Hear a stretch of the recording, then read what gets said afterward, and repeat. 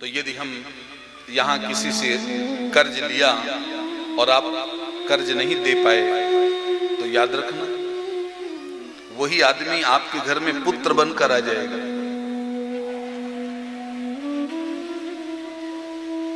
पढ़ाओ लिखाओ विवाह करो और बस जैसे बहू घर में आई प्राण छूट गए, खत्म होके चला गया।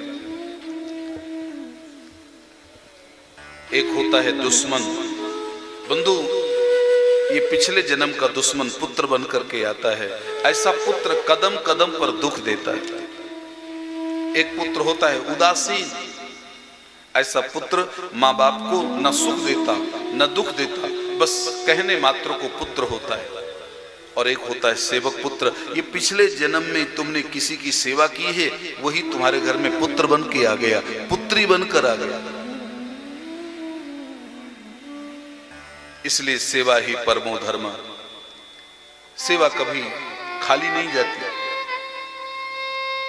आप किसी की भी सेवा करोगे, उस सेवा का फल इस जन्म में नहीं मिलेगा तो अगले जन्म मिलेगा।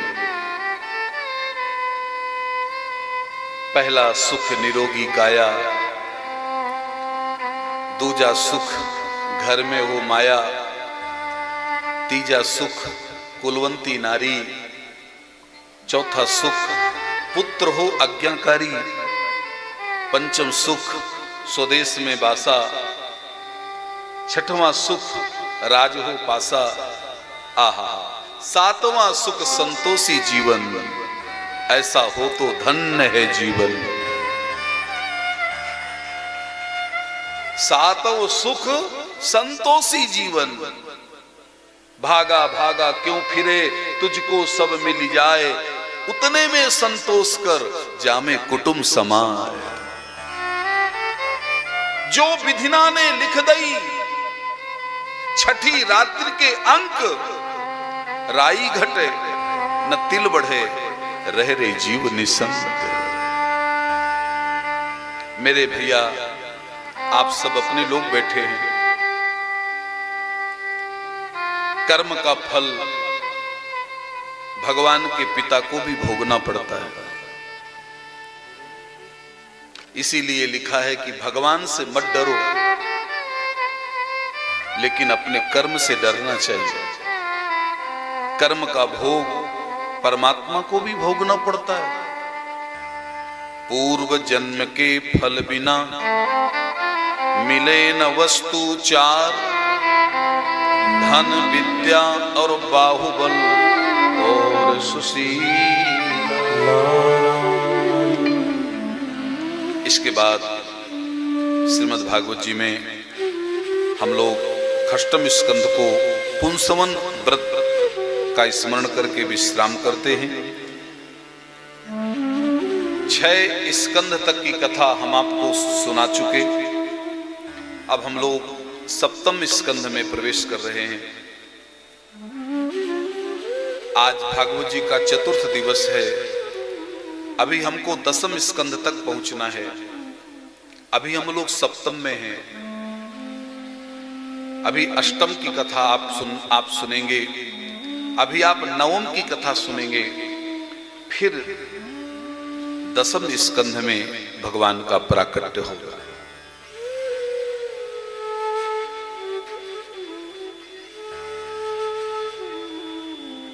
सप्तम स्कंध में प्रहलाद जी की कथा है।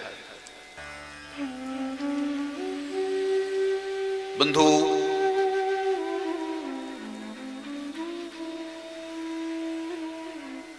असुर बालक जब प्रहलाद जी से ये पूछते हैं कि प्रहलाद,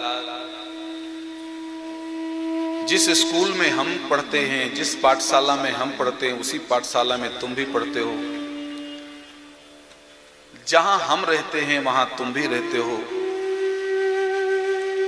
लेकिन तुम्हारे अंदर भगवत बुद्धि कैसे और हमारे अंदर भगवत बुद्धि क्यों नहीं? तुम्हें भगवान से प्रेम क्यों है? प्रहलाद जी ने कहा कि भगवान से प्रेम मुझको इसलिए है क्योंकि जब मैं अपनी मां के पेट में था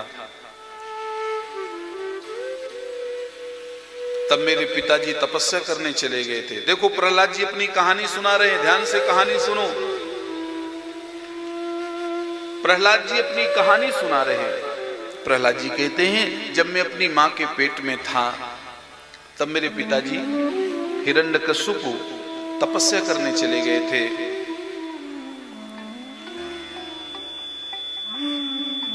तो देवराज इंद्र मेरी मां को मारने आ गया। सोचा हिरण्यकश्यपु तो तपस्या में है, मैं हिरण्यकश्यपु की पत्नी कयाधु को मार दूं। जैसे देवराज इंद्र कयाधु को मारने लगा उसी समय देवर्षि नारद प्रकट हो। देवर्षि नारद जी ने कहा इंद्र तुम क्या कर रहे हो? बोले मैं कयाधु को मार रहा हूं क्योंकि कयाधु के पेट में एक बालक पल रहा है और यदि वो बालक पैदा हो गया तो जैसे उसका पिता अत्याचार मचा रखा है ऐसे ही उसका पुत्र भी अत्याचार मचाएगा। इसलिए इनके पिता तपस्या कर रहे हैं तो मैं इसके पुत्र को नष्ट कर दूं, कयाधु के गर्भ को नष्ट कर दूं। तब देवर्षि नारद जी ने कहा इंद्र खबरदार, कयाधु को छूना भी नहीं, उसके पेट में कोई राक्षस नहीं पल रहा, पागल, उसके पेट में, कयाधु के पेट में भगवान का भक्त प्रहलाद पल रहा है। और याद रखना जो भक्तों को सताते हैं, जो भक्तों को मारते हैं वो कभी बच नहीं सकते। इसलिए कभी भक्त पर उंगली मत उठाना। जो अपराध भगत कर करई राम रोष पास वके सोई जरई।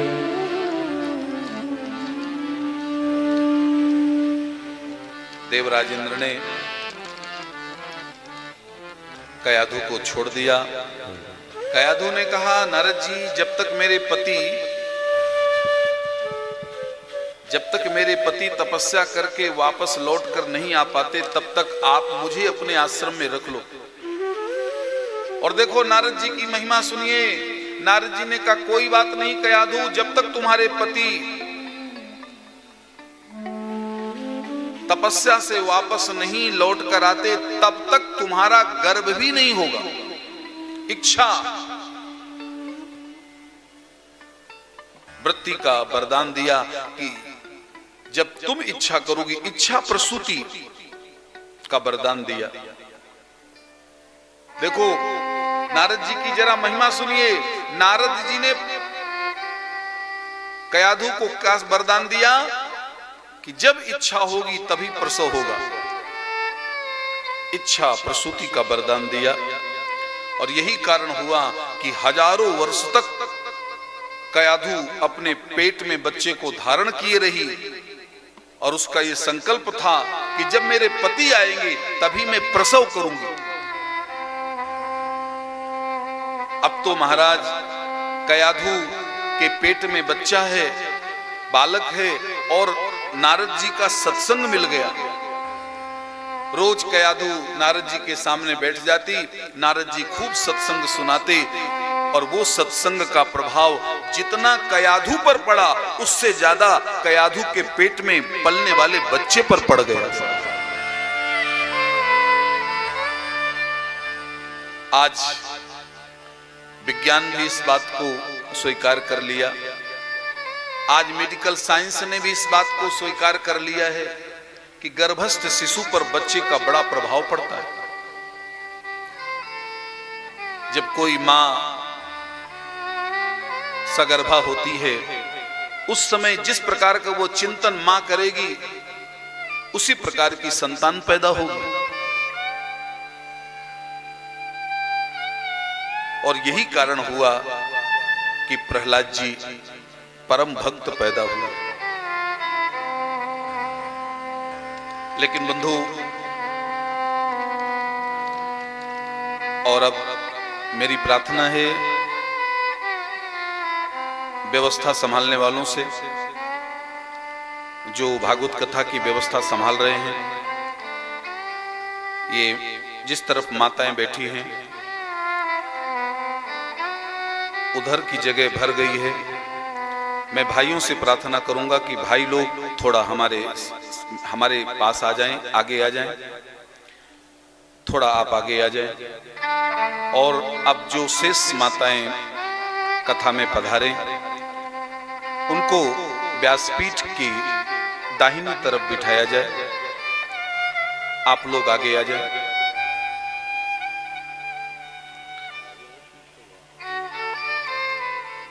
श्रीमन नारायण नारायण नारायण, श्रीमन नारायण नारायण नारायण, भजमन नारायण नारायण नारायण,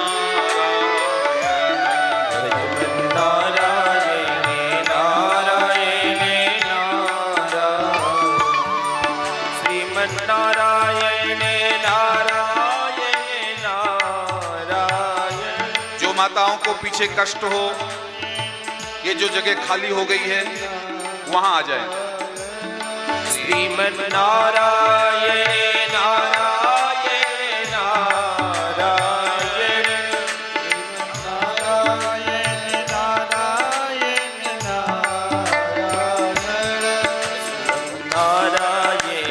नारायण नारायण नारायण,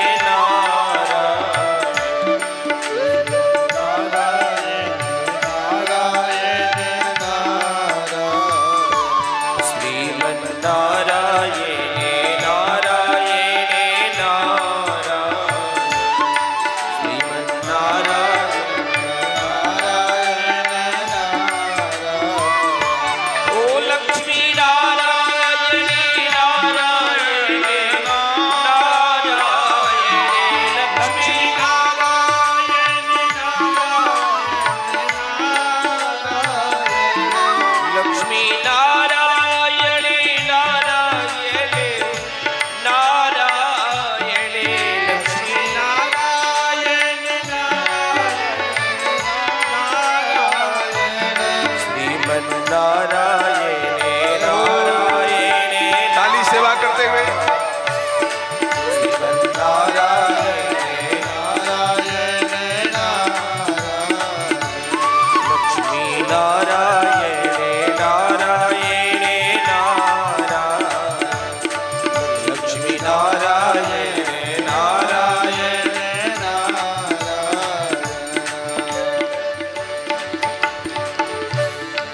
हमारी भागवत कथा की बड़ी सुचारू रूप से व्यवस्था करने वाले हमारे चिरंजीव प्रांशु,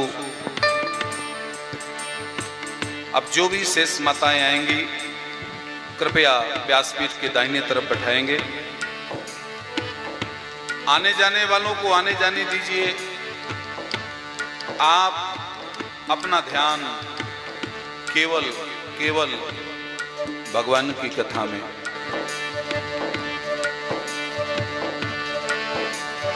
प्रहलाद जी ने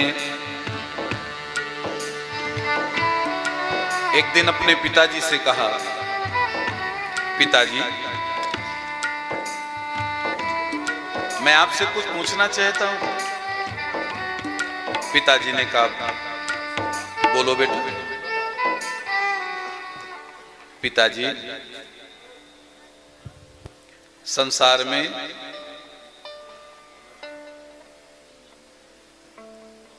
सबसे अच्छी चीज क्या है?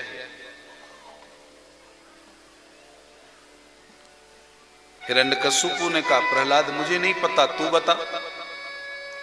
प्रहलाद ने कहा, पिताजी संसार में सबसे अच्छी चीज है साधु संग, अच्छे लोगों का संग। यहां पर जो लोग बैठे हैं बड़े भाग्यशाली हैं जिनको संग अच्छा मिला है, जिसके साथ उठने बैठने वाले बहुत अच्छे लोग मिले हैं, वो बहुत भाग्यशाली है। प्रहलाद जी ने भगवान से केवल अच्छे लोगों का संग ही मांगा। तत्साधु मन्ये सुरवर्य देहिना सदा समुद्विग्न धियामसद्ग्रहात् हित्वात्मपातं ग्रहमन्धकूपं वनं गतो यद्धरिमाश्रये। पिताजी, जिस घर में साधु महात्माओं का आना जाना लगा रहता है वो घर स्वर्ग है, और जिस घर में कभी भी कोई साधु महात्मा नहीं पहुंचा वो घर अंधकूप है। हमारी भी आप सबसे प्रार्थना है कि इस श्लोक को सुनकर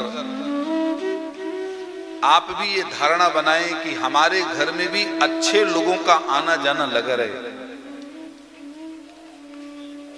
आपके नगर में कोई अच्छा साधु महात्मा आए तो कोशिश करिए कि वो आपके देहली तक जाए, यानी आपके घर तक पहुंचे। उससे प्रार्थना करिए कि महाराज जी एक दिन हमारे घर में पधारो ना। और याद रखना, वो महात्मा के चरण आपके घर में पहुंच गए ना तो वैसे भी हमारे घर का अनिष्ट दूर हो जाए। इसलिए महापुरुषों के चरणों को अपने घर में रखना चाहिए। और याद रखना, जब कोई महापुरुष आपके घर में पहुंचेगा तो आपके मकान को देखेगा और आपकी संतान को देखेगा। आप कभी देखना, जब कोई अच्छा व्यक्ति आपके घर पहुंचता है तो सबसे पहले आपके मकान को देखता है। और फायदा क्या होगा? फायदा ये होगा कि कोई अच्छा व्यक्ति हमारे घर में पहुंचेगा तो सबसे पहले आपके मकान को देखकर उसे कहीं कुछ खराब नजर आएगा तो तुरंत कह देगा, ये रसोई घर को इस दिशा में कर लो, ये पूजा घर को इस दिशा में कर लो। आपका पूजा घर ठीक नहीं है, आप पूजा को ईशान में कर लो। आपका रसोई घर ठीक नहीं है, आप अपने रसोई घर को आग्नेय में कर लो। लो, आपने जिस महापुरुष को बताया वो आपके घर का वास्तु ठीक करके चला गया। दूसरा फायदा ये होगा, जब कोई उच्च कोटि का महापुरुष हमारे घर में पहुंचेगा तो आपकी संतान को देखेगा, और यदि उसको संतान में कुछ दिख गया तो वो आपको बुला के कहेगा, ये तुम्हारी संतान बहुत होनहार है, इसको संभाल के रखना। इसलिए अपने घर में प्रयास करिए, कोई महापुरुष, कोई संत, कोई महात्मा, कोई विद्वान, कोई योग्य व्यक्ति हमारे घर में पैर रखे। प्रहलाद जी यही बात कह रहे हैं, पिताजी संतों का संग बहुत अच्छा होता है। श्रवणम कीर्तनम विष्णु स्मरणम पाद सेवनम अर्चनम वंदनम दास्यम सख्य आत्मनिवेदनम। प्रहलाद जी ने यहाँ पर नवधा भक्ति की महिमा गाई है। बंधु, जब हिरण्यकश्यप को ऐसा लगा कि प्रहलाद,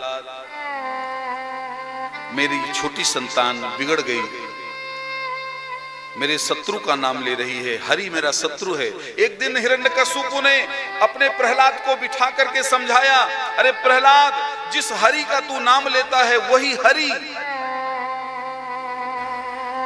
भगवान बाराह मेरे भाई हिरण्याक्ष को मारा, और तुम मेरे दुश्मन का नाम ले रहे हो। खबरदार, आज के बाद से तुझे तेरे मुंह से हरि नाम सुनूं तो तू जिंदा नहीं रहेगा। और बंधु, प्रहलाद ने हरि नाम बंद नहीं किया तो देखो दिग्गजयी हिरण्यकश्यप ने प्रहलाद जी को हाथियों के सामने कुचलाया।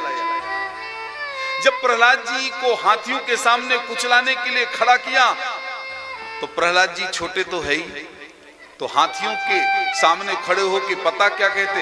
गजाननम भूतगणाधिसेवितम कपित्थजम्बो उमासुतं शोक विनाशकारकं नमामि विघ्नेश्वर जैसे हमारे गणेश जी की सूंड है, ऐसे तो तुम्हारी भी सूंड है। अब तो गणेश जी की स्तुति करी तो पता है हाथी ने क्या किया। हिरण्यकश्यपु हाथी को भांग खिला करके प्रहलाद के सामने खड़ा किया था कि प्रहलाद को सूंड में ऐसे पकड़ेगा और पैर से कुचल देगा। लेकिन बंधु, भगवान के भक्त को कौन कुचल सकता है? वो हाथी ने प्रहलाद जी को ऐसे सूंड में बिठाया और अपने ऊपर बिठा लिया। हिरण्यकश्यप ने कहा, अरे मैंने हाथी को इसलिए भेजा था कि प्रहलाद को कुचल दे, ये तो ऊपर बिठा लिया। दंदसु कैश्य, सर्पों के बीच में फेंक दिया। जहां सर्पों के बीच में प्रहलाद जी को फेंका तो प्रहलाद जी ने सर्पों की स्तुति करी, जहर खिलाया, पहाड़ से गिराया। और हद तो तब हो गई जब हिरण्यकश्यपु ने प्रहलाद को आग से जलाने का प्रयास किया। हिरण्यकश्यपु की एक बहन थी साहब, नाम क्या था? कोई बता सकता है? आप लोग कई बार कथा सुन चुके हो, तेजी से बोलो ना। नहीं, होलिका नहीं थी। आधार कार्ड में क्या नाम था? ये तो होलिका, तुम वो नाम बता रहे हो, आधार कार्ड वाला बोलो। हाँ, बड़ी अच्छी आवाज आई कहीं से। बंधु, होलिका तो उसका प्रचलित नाम था, उसका जो नाम था वो डूंडा था। क्या नाम था? जैसे वो चंदन लगाने वाली मथुरा की कुबड़ी, उसको चालतू नाम क्या है? कुब्जा। लेकिन उसका कुब्जा नाम नहीं, उसका नाम है शैलेंद्री। भागवत में शैलेंद्री है। हिरण्यकश्यपु ने अपनी बहन को बुलाया, बहन मैंने सुना है कि तेरे पास देवताओं की दी हुई साड़ी है। हाँ, और मैंने ये भी सुना है कि साड़ी में आग नहीं लगती। हाँ, तो एक काम करोगी क्या? मेरा कुछ काम करोगी क्या? साड़ी पहन के बैठ जा। लकड़ी की चिता बना दिया है और तू साड़ी पहन के बैठ जा और प्रहलाद को गोदी में ले ले और हम आग लगा देंगे। तो तू तो साड़ी पहनेगी तो तू बच जाएगी, प्रहलाद जल जाएगा। ये काम करेगी? अब बेचारी डूंडा ने सोचा क्या करूं, भैया कह रहे हैं। बंधु, ध्यान से कथा सुनिए। हम ज्यादातर कथाओं को ध्यान से नहीं सुनते, इसीलिए धोखा खा जाते।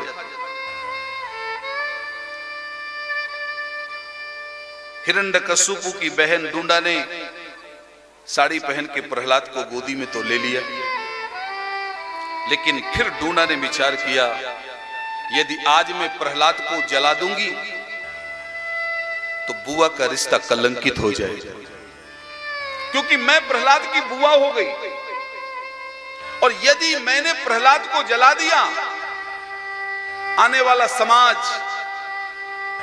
कोई भी बुआ की गोदी में भतीजे को नहीं देगी। अरे भाई, इस बुआ की गोदी में भतीजे को मत देना।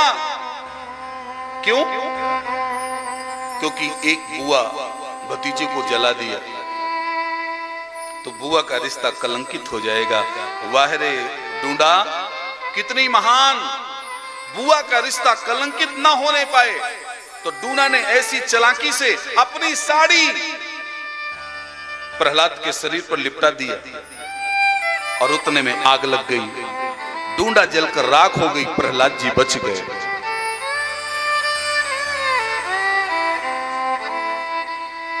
ऐसी होती है बुआ जो देती है सबको दुआ। गलत कथा मत सुनो कि होलिका प्रहलाद को जलाने का प्रयास किया। नहीं, जलाने का प्रयास नहीं किया, होलिका ने प्रहलाद को बचाने का प्रयास किया। और मुझे तो कभी कभी लगता है कि जब से होलिका ने, बुआ ने ये काम कर दिया तो मानो भगवान ने बुआ को वरदान दे दिया। संसार की जितनी बुआ हैं, मानो भगवान ने उन बुआओं को वरदान दिया कि तुमने भतीजे को बचाया है तो चिंता मत करो। संसार में कोई भी मांगलिक काम करेगा, गणेश गौरी तो बाद में आएंगे, 1 महीने पहले से बुआ अड्डा जमा लेगी।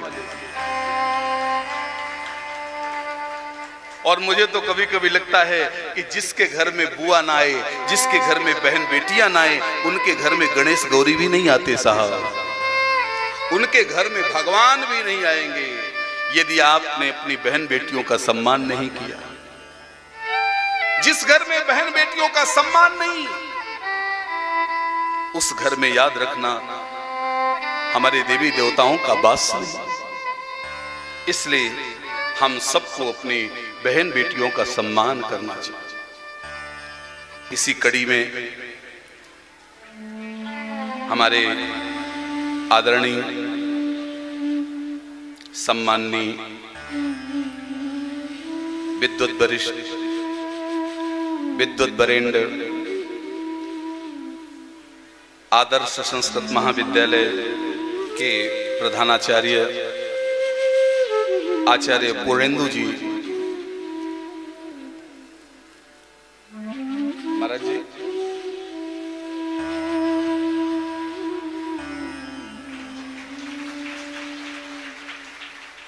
ये हमारा सबका परम सौभाग्य है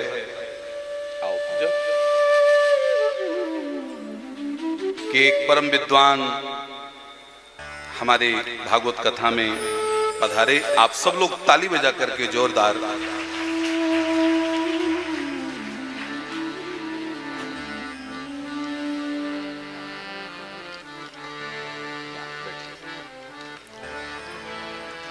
वाह। ये हमारे चिरंजीव माधवेश हैं, वाह।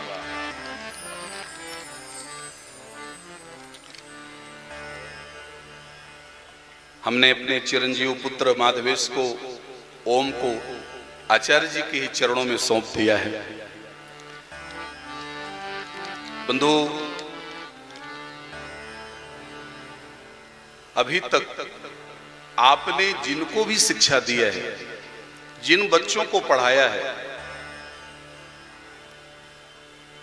मां बागेश्वरी की इतनी कृपा है आपके ऊपर कि बच्चे आज सब ऊंचाइयों को छू रहे हैं। हमारे जगत गुरु चित्रकूट पीठाधीश्वर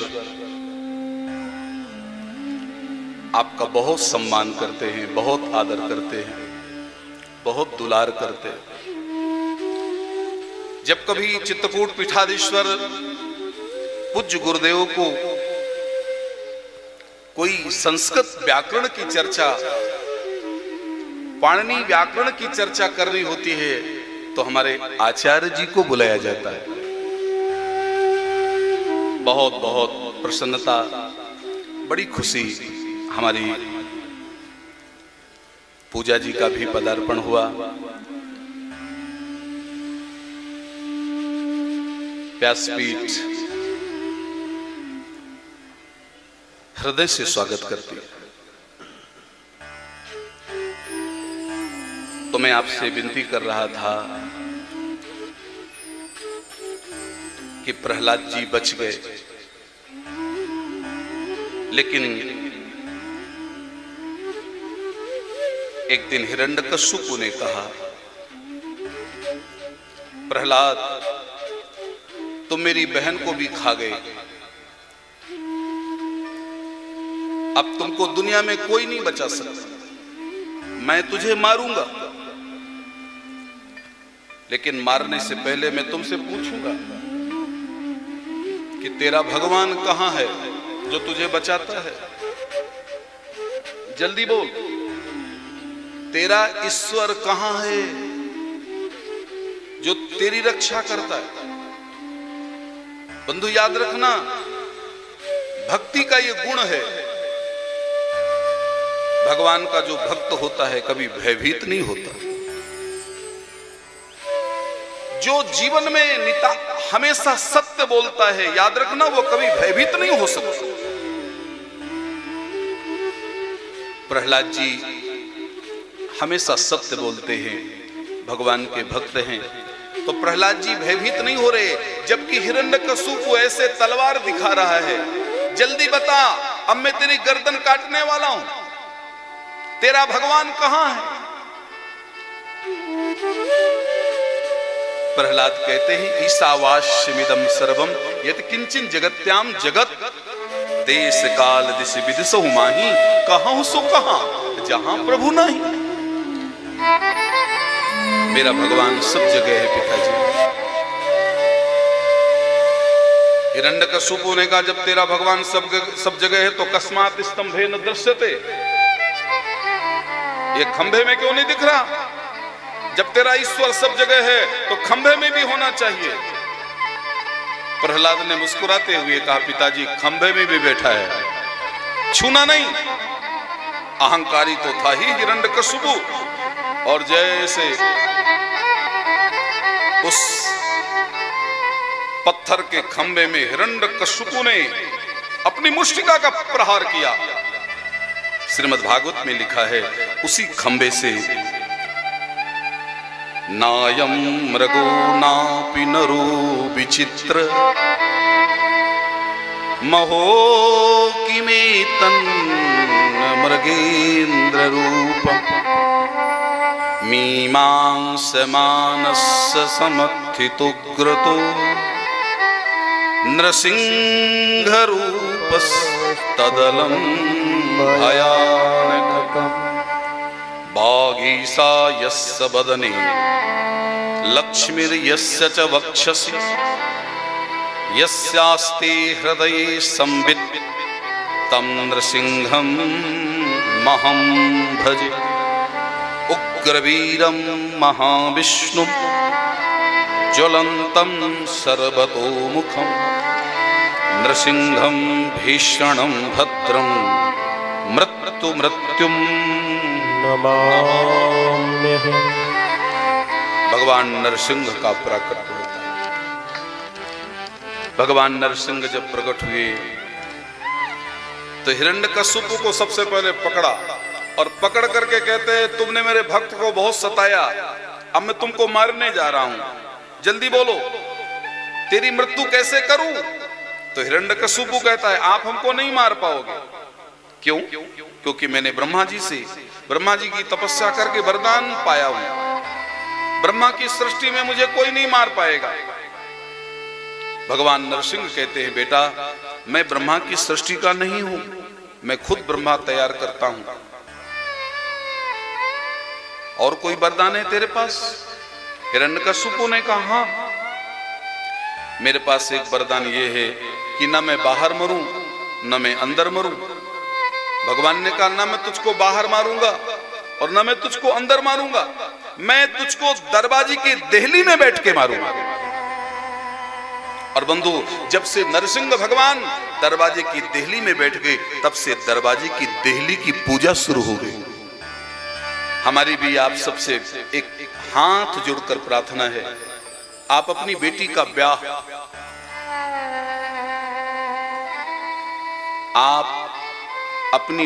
ब्याह जिस होटल से करना हो करिए, लेकिन बेटी की विदाई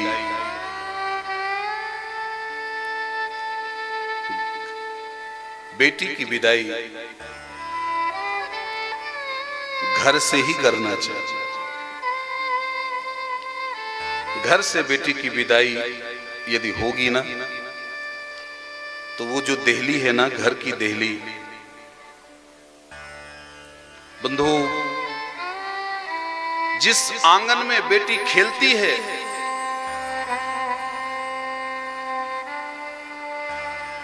जिस देहली को बेटी छूती है वो आंगन और वो देहली इंतजार करता है। जैसे एक कन्या का पिता अपनी बेटी के ब्याह का इंतजार करता है, ऐसे ही हमारे घर की देहली और आंगन भी बेटी की विदाई का इंतजार करता है कि जिस आंगन में ये बेटी खेली है, जब इसका पाणी ग्रहण होगा और जब इसकी विदाई होगी तो मेरी ही देहली से होगी। घर का आंगन जागृत होता है। विवाह कहीं से करिए, लेकिन विदाई हम अपने घर की देहली से करें। ये परंपरा को शुरू किया जाए, क्योंकि ये परंपरा लुप्त हो गई है।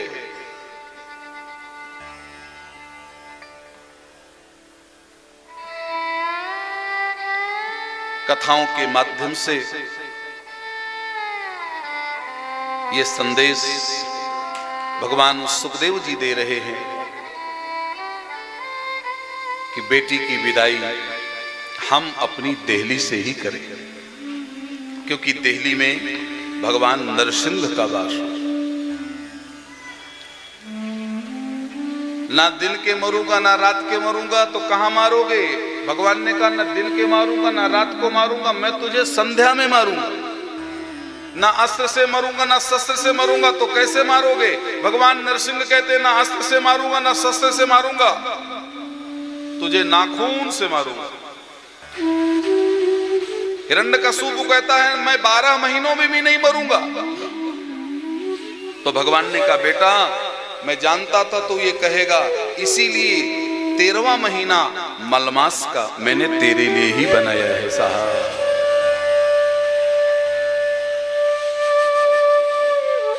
सर्वरूपता को सिद्ध करने के लिए भगवान नरसिंह बने और सर्वव्यापकता को सिद्ध करने के लिए भगवान खंभे से प्रकट हुए।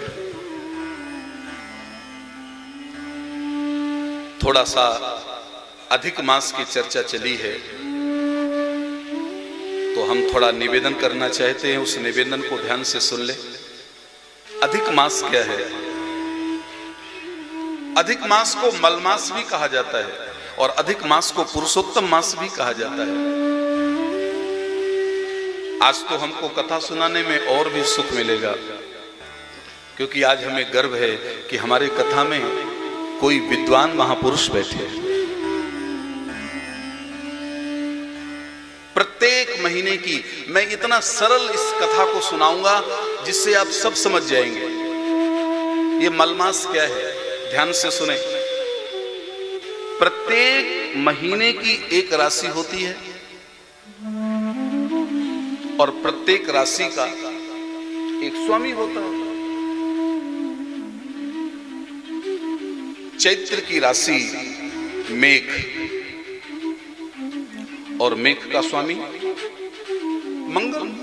मेघ वृश्चिक और भौमा। आप ध्यान से देखें, आप सब समझ जाएंगे। हम इस बात को इतना सरल ढंग से बताने का प्रयास करेंगे जिससे सबको समझ में बात आ जाएगी कि मलमास है क्या।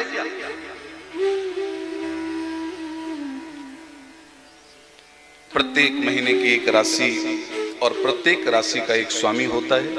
चैत्र राशि का मेघ स्वामी है। मंगल चैत्र का स्वामी हो गया। ऐसे वैशाख के स्वामी शुक्र वृष राशि में रहते हैं। ज्येष्ठ का स्वामी बुध। सूर्य की राशि से जब दूसरे राशि में जाता है तो उसे संक्रांति कहते हैं। जैसे आने वाली मेघ की संक्रांति, मकर की संक्रांति, कन्या की संक्रांति। संक्रांति में एक ग्रह दूसरे ग्रह में चला जाता है। बस संक्रांति में एक ग्रह दूसरे ग्रह में चला जाता है। देखो ग्रह भ्रमण करते हैं। 12 राशि 12 महीना, जिसमें कोई संक्रांति ना हो बस उसी को अधिक मास कहते हैं।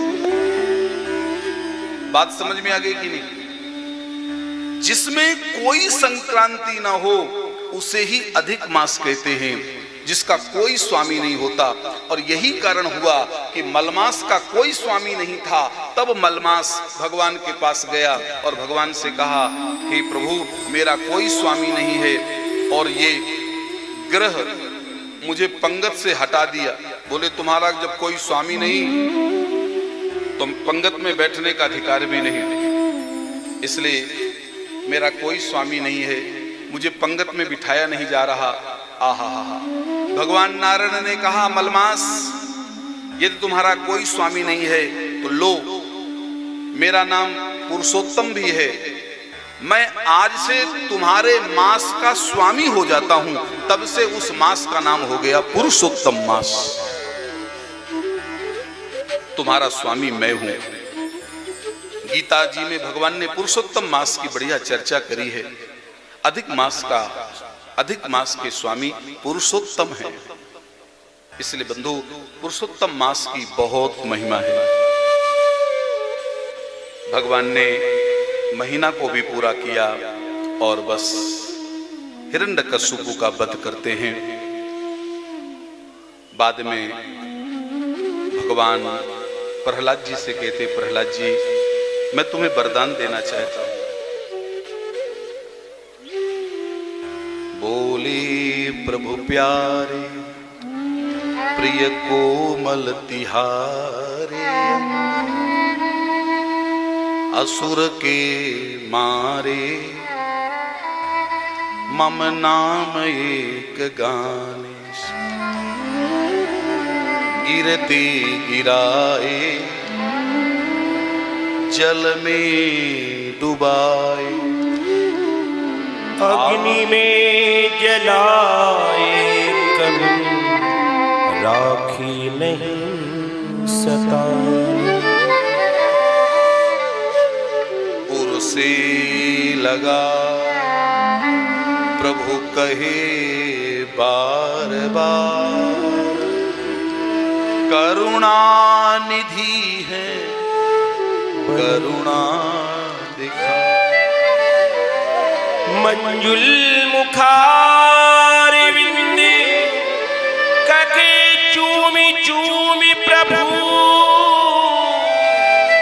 क्षमा करो भक्त, मुझे देर भई आने।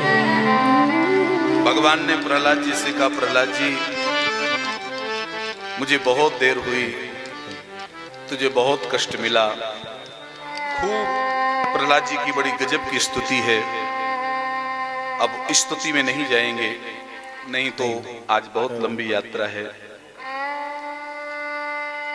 एक बार हमारे आचार्य जी बैठे हैं तो एक बार बात कहूं। मेरी कथा में अचानक पूज्य जगत गुरु चित्रकूट पीठाधीश्वर पहुंच गए।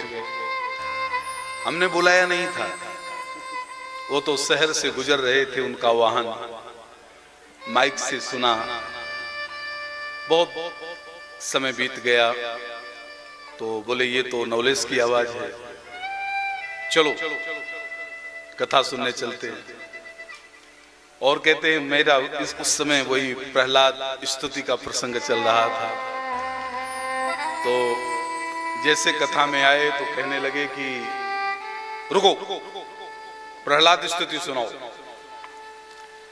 तो मैंने ऐसे हंसते हुए कह दिया कि गुरुदेव, जैसी प्रहलाद स्तुति आप सुनना चाहते हो, जैसी प्रहलाद स्तुति आप सुनना चाहते हो, ऐसी स्तुति यदि मैं सुनाऊंगा तो ये नीचे वाले सब उठ के चले जाएंगे, खाली तुम और हम बैठे रहेंगे बस। बहुत हंसे, बोले हाँ बिल्कुल सही। बंधु, क्लिष्ट विषय कहां कोई सुनना चाहता है। फिर हमसे जो बना हमने सुनाया।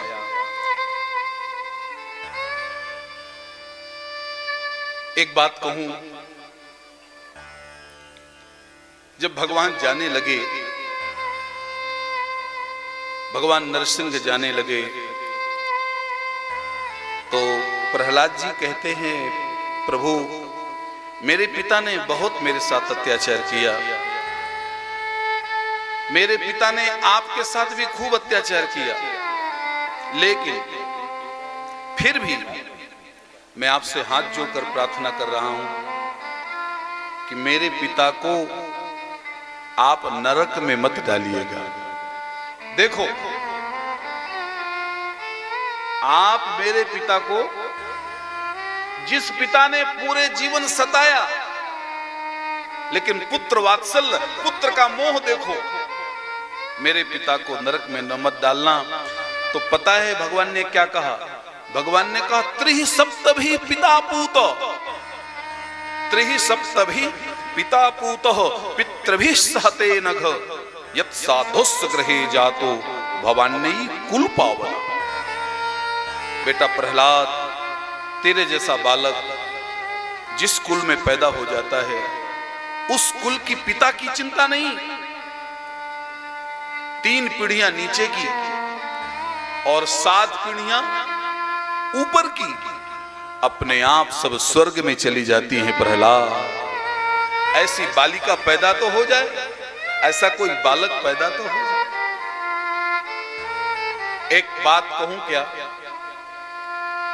बंधु, याद रखना, समाज में पिता बिगड़ जाए,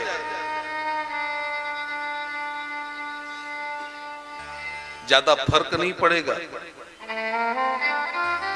लेकिन पुत्र नहीं बिगड़ना चाहिए।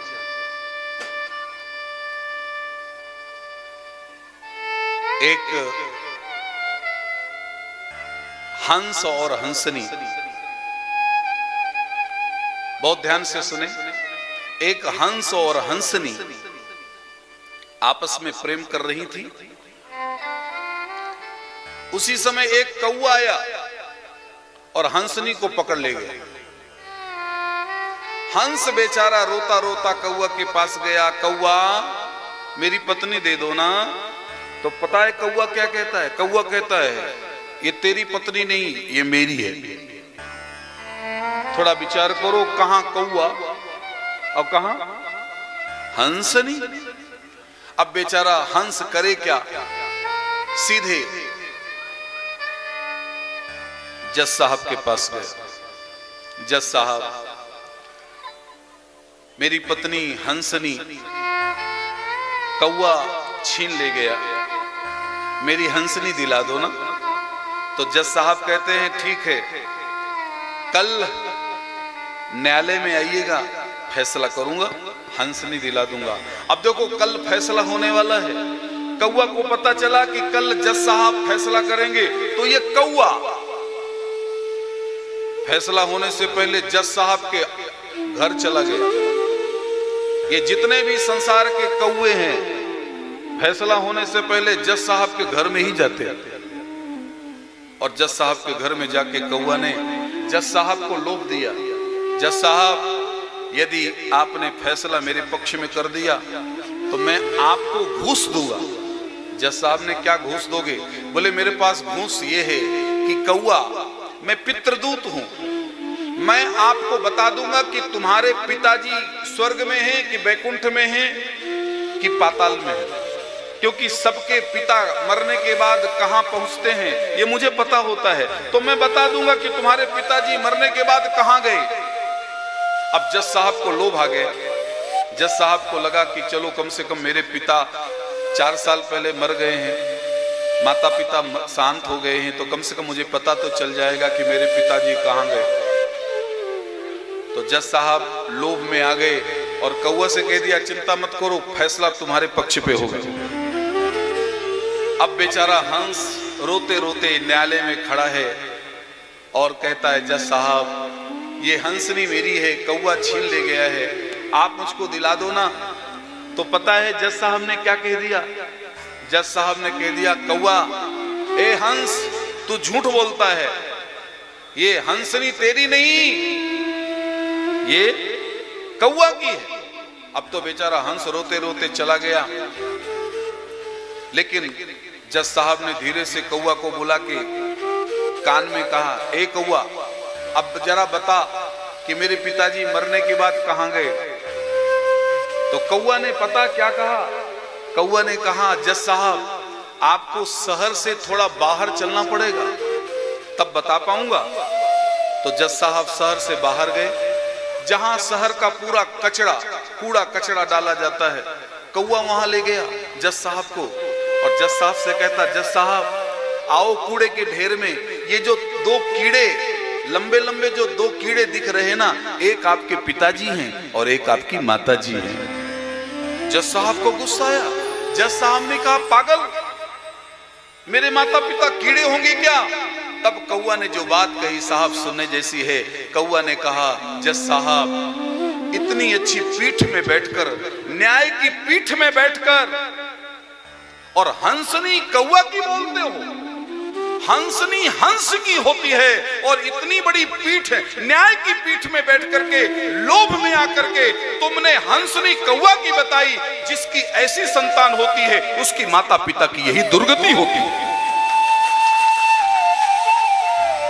उसकी माता पिता की यही दुर्गति होती है। प्यारे बंधु याद रखना, एक बार पिता बिगड़ जाए तो कोई फर्क नहीं पड़ेगा, लेकिन संसार के पुत्रों को नहीं बिगड़ना चाहिए। यदि संसार के पुत्र विवेक पूर्वक जीवन जी रहे हैं तो वो माता पिता को भी सदगति में पहुंचा जाए। आज प्रहलाद जी ने, भगवान ने प्रहलाद जी से यही कहा, प्रहलाद तेरे जैसा बालक जिस कुल में पैदा हो जाएगा उस कुल की कितनी पीढ़ियां धन्य धन्य धन्य हो जाए।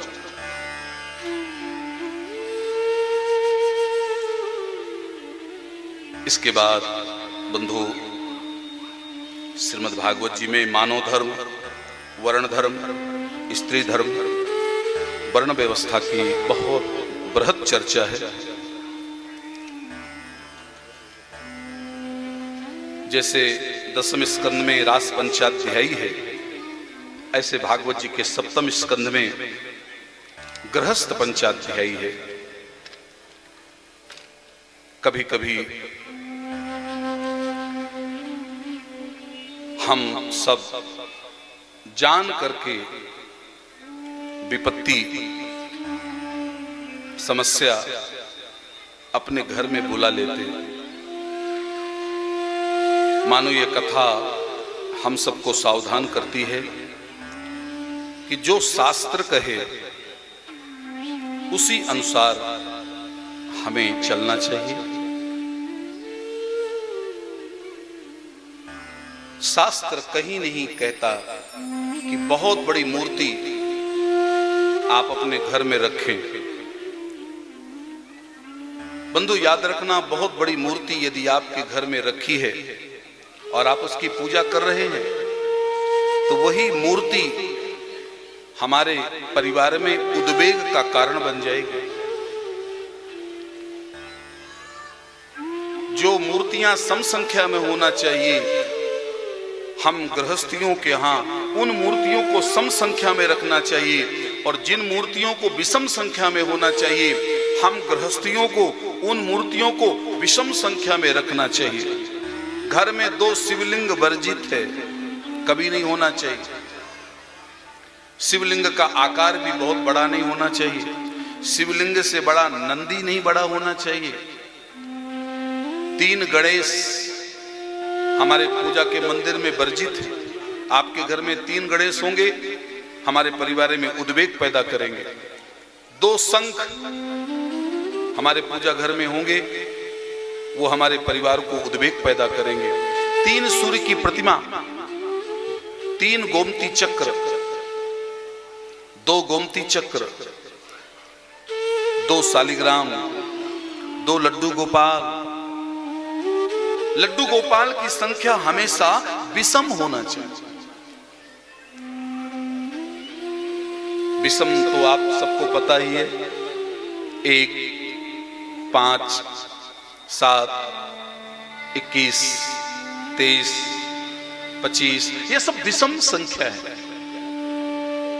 जैसे हमारे घर की सीढ़ी भी विषम संख्या में होना चाहिए, नहीं वही सीढ़ी कभी कभी हमारे घर में उद्वेग का कारण बन जाती है।